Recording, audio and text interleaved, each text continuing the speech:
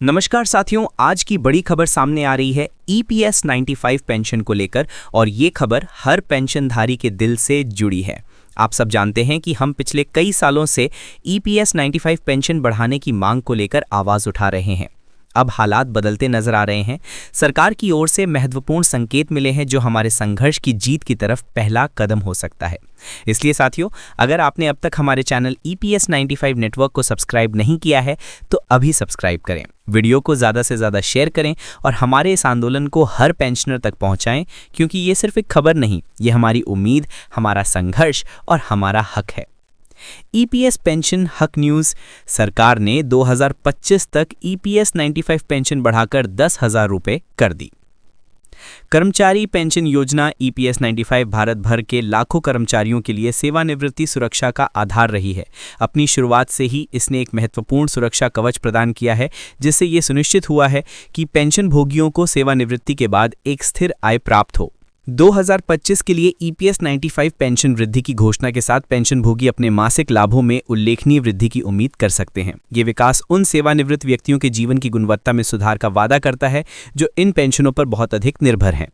इस लेख में हम इस वृद्धि के विवरण, इसके निहितार्थ और पेंशन भोगियों के लिए कदम क्यों महत्वपूर्ण है, इस पर चर्चा करेंगे।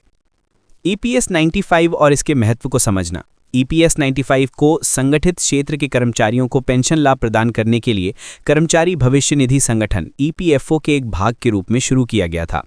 कर्मचारी भविष्य निधि ईपीएफ, जो एक मुश्त सेवानिवृत्ति बचत है, के विपरीत ईपीएस कर्मचारी की सेवा के वर्षों की संख्या और वेतन के आधार पर मासिक पेंशन की गारंटी देता है।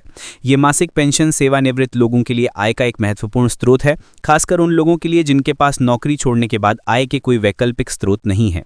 ईपीएस 95 के तहत पेंशन राशि की गणना एक सूत्र के आधार पर की जाती है जो पेंशन योग्य वेतन और पेंशन योग्य सेवा वर्षों को ध्यान में रखता है। समय के साथ मुद्रास्फीति और बढ़ती जीवन यापन लागतों ने सरकार के लिए पेंशन राशि में समय समय पर संशोधन करना अनिवार्य कर दिया है, ताकि पेंशन भोगियों को वास्तविक आय में नुकसान न हो। 2025 में पेंशन वृद्धि की घोषणा। पेंशन भोगियों की मांगों और जीवन यापन की बढ़ती लागत के मध्य सरकार ने 2025 से ईपीएस 95 पेंशन राशि में वृद्धि की घोषणा की है। ये समायोजन आर्थिक कारकों, मुद्रास्फीति दरों और ईपीएफओ की वित्तीय स्थिति पर सावधानीपूर्वक विचार करने के बाद किया गया है। पेंशन वृद्धि का उद्देश्य पेंशन भोगियों को बेहतर वित्तीय सुरक्षा और बेहतर क्रय शक्ति प्रदान करना है। ये वृद्धि हाल के वर्षों में सबसे महत्वपूर्ण संशोधनों में से एक होने की उम्मीद है, जो वरिष्ठ नागरिकों और सेवानिवृत्त कर्मचारियों के समर्थन के लिए सरकार की प्रतिबद्धता को दर्शाती है। इस कदम को श्रमिकों के योगदान को मान्यता देने तथा ये सुनिश्चित करने की दिशा में एक सकारात्मक कदम के रूप में देखा जा रहा है कि वे अपनी सेवानिवृत्ति के वर्षों को सम्मानपूर्वक जी सकें। पेंशन वृद्धि का पेंशन भोगियों पर क्या प्रभाव पड़ेगा? पेंशन भोगियों के लिए ईपीएस 95 पेंशन में वृद्धि का अर्थ है हर महीने अधिक व्यय योग्य आय। ये अतिरिक्त आय बढ़ती स्वास्थ्य देखभाल लागत, मुद्रास्फीति से संबंधित मूल्य वृद्धि और दैनिक खर्चों को पूरा करने में मदद कर सकती है।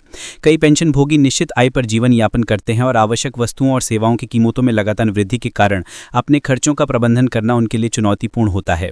इस वृद्धि के साथ पेंशन भोगियों के पास इन वित्तीय आवश्यकताओं को अधिक आराम से पूरा करने के लिए एक सहारा होगा। इसके अलावा इस वृद्धि से सेवानिवृत्त लोगों के बीच वित्तीय तनाव कम होने और उनके समग्र कल्याण और मानसिक स्वास्थ्य में सुधार होने की उम्मीद है। उच्च पेंशन का आश्वासन वित्तीय प्रबंधन की चिंताओं को कम कर सकता है और पेंशन भोगियों को अपनी सेवानिवृत्ति का अधिक पूर्ण आनंद लेने में सक्षम बना सकता है। पेंशन वृद्धि से व्यापक अर्थव्यवस्था को भी लाभ होता है। उच्च आय वाले पेंशन भोगी वस्तुओं और सेवाओं पर अधिक खर्च करने की क्षमता रखते हैं, जिससे स्थानीय व्यवसायों को बढ़ावा मिलता है और आर्थिक विकास में योगदान मिलता है। इस बढ़े हुए खर्च का उन समुदायों पर सकारात्मक प्रभाव पड़ सकता है जहां सेवानिवृत्त लोगों की संख्या अधिक है। पेंशन वृद्धि को प्रभावित करने वाले कारक। पेंशन वृद्धि की सीमा निर्धारित करने में कई कारकों ने भूमिका निभाई। मुद्रास्फीति एक प्रमुख विचारणीय कदम है, क्योंकि ये निश्चित आय की क्रय शक्ति को कम करती है। मुद्रास्फीति के साथ तालमेल बिठाने के लिए पेंशन को समायोजित करके सरकार ये सुनिश्चित करती है कि सेवानिवृत्त लोग अपने जीवन स्तर को बनाए रखें।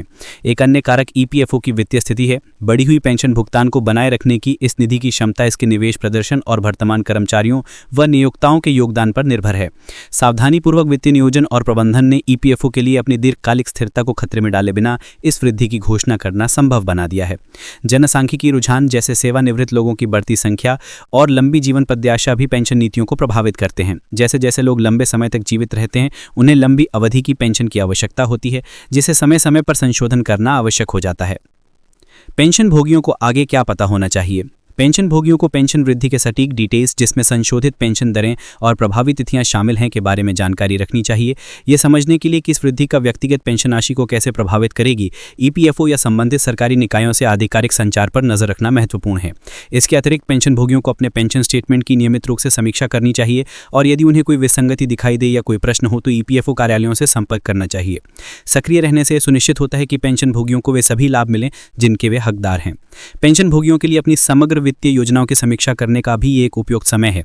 पेंशन आय में वृद्धि के साथ कुछ लोग अपने भविष्य को और अधिक सुरक्षित करने के लिए अतिरिक्त निवेश या बचत रणनीतियों पर विचार कर सकते हैं। सरकार और ईपीएफओ की भूमिका। इस पेंशन वृद्धि में सरकार की भूमिका महत्वपूर्ण है। समायोजन की आवश्यकता को पहचान कर और उन्हें लागू करके नीति निर्माता सामाजिक कल्याण और आर्थिक न्याय के प्रति प्रतिबद्धता का प्रदर्शन करते हैं। इस योजना के प्रशासक के रूप में ईपीएफओ इस वृद्धि को कुशलतापूर्वक और पारदर्शिता रूप से क्रियान्वित करने में महत्वपूर्ण भूमिका निभाता है। इस पहल की सफलता के लिए बढ़ी हुई पेंशन का समय पर वितरण सुनिश्चित करना और पेंशन भोगियों के साथ स्पष्ट संवाद बनाए रखना आवश्यक है। सरकार और ईपीएफओ को भविष्य में आवश्यकता अनुसार समायोजन करने के लिए आर्थिक स्थितियों और पेंशन भोगियों की आवश्यकताओं की निगरानी जारी रखनी चाहिए। भविष्य की ओर देखना। ईपीएस 95 पेंशन का भविष्य। 2025 की पेंशन वृद्धि ईपीएस 95 पेंशन के भविष्य के लिए एक सकारात्मक मिसाल कायम करती है। ये बदलती आर्थिक वास्तविकता और जनसांख्यिकी रुझानों के अनुसार पेंशन नीतियों को अनुकूलित करने के महत्व पर प्रकाश डालती है। जैसे जैसे भारत का कार्यबल और अर्थव्यवस्था विकसित होती है, पेंशन प्रणाली को सेवानिवृत्त लोगों की आवश्यकताओं के प्रति संवेदनशील बने रहना चाहिए। आने वाले वर्षों में पेंशन कवरेज में सुधार, लाभ बढ़ाने और फंड की स्थिरता बढ़ाने के उद्देश्य से और भी सुधार किए जा सकते हैं। डिजिटल नवाचार और बेहतर डेटा प्रबंधन पेंशन प्रशासन की दक्षता में भी सुधार ला सकते हैं। पेंशन भोगियों के लिए मुख्य बात यह है कि उनकी चिंताओं को सुना और संबोधित किया जा रहा है। ये वृद्धि केवल धन के बारे में नहीं, ये रिस्पेक्ट, डिग्निटी और देश के विकास में योगदान देने वालों के लिए एक सुरक्षित और आरामदायक सेवानिवृत्ति को सुनिश्चित करने के बारे में है। निष्कर्ष। 2025 के लिए ईपीएस 95 पेंशन वृद्धि भारत में पेंशन भोगियों के लिए एक महत्वपूर्ण मील का पत्थर है। ये बढ़ती जीवन यापन लागत के बीच अत्यंत आवश्यक वित्तीय राहत प्रदान करती है और सामाजिक सुरक्षा के प्रति सरकार की प्रतिबद्धता को पुष्ट करती है। पेंशन भोगी अब बढ़े हुए मासिक लाभों की आशा कर सकते हैं, जो उनके जीवन की गुणवत्ता में सुधार और वित्तीय चिंता को कम करने में मदद करेंगे। ये वृद्धि एक सुव्यवस्थित पेंशन प्रणाली के महत्व को भी रेखांकित करती है, जो वर्तमान सेवानिवृत्त कर्मचारियों की आवश्यकताओं को फंड की दीर्घकालिक स्थिरता के साथ संतुलित करती है। जैसे जैसे पेंशन परिदृश्य विकसित होता जा रहा है, सेवानिवृत्त कर्मचारियों का समर्थन करने और उनके आजीवन योगदान को सम्मान देने के लिए सकारात्मक कदम उठाए जा रहे हैं। ये देखना उत्साहजनक है। पेंशन भोगियों के लिए 2025 में ईपीएस 95 में की गई वृद्धि एक स्वागत योग्य प्रोत्साहन है और ये याद दिलाती है कि उनका कल्याण अभी भी प्राथमिकता है। उचित जागरूकता और सक्रिय भागीदारी के साथ पेंशन भोगी इस वृद्धि का अधिकतम लाभ उठा सकते हैं और अधिक सुरक्षित और सम्मानजनक सेवानिवृत्ति का आनंद ले सकते हैं। अस्वीकरण। इस लेख में दी गई जानकारी केवल सामान्य सूचनात्मक उद्देश्यों के लिए है और वित्तीय या कानूनी सलाह नहीं है। पाठकों को अपनी पेंशन या रिटायरमेंट योजना से संबंधित कोई भी निर्णय लेने से पहले ईपीएफओ जैसे आधिकारिक स्रोतों से विवरणों की स्थिति करनी चाहिए और किसी योग्य प्रोफेशनल से परामर्श लेना चाहिए।